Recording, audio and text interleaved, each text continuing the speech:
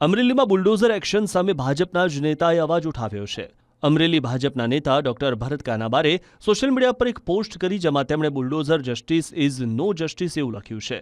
સાથે જ વધુમાં લખ્યું કે અસામાજિક તત્વોના ઘરો પર બુલડોઝર ચલાવીને તેના પરિવારોને બેઘર કરવાની વૃત્તિને પરોક્ષ સમર્થન આપનાર આપણે સૌ આપણા ઘરની બારીઓના કાચ તૂટે તો પણ હલબલી જઈએ છીએ।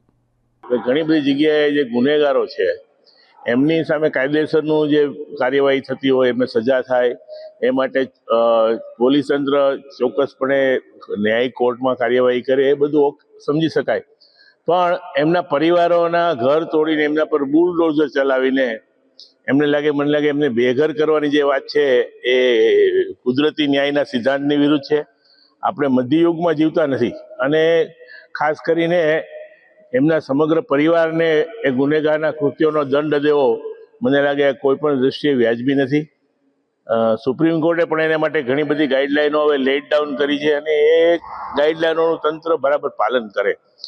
કોઈનું મકાન કે ઘર સરકારી જમીનમાં હોય કે કોઈ અનધિકૃત દબાણ હોય તો એને પણ યોગ્ય નોટિસ આપે, એને બચાવ કરવાનો સમય આપે અને જે કાયદાની જોગવાઈઓ છે એનું પાલન કરીને એમના મકાનને કદાચ તોડવામાં આવે તો હજી કદાચ ક્ષમ્ય ગણાય।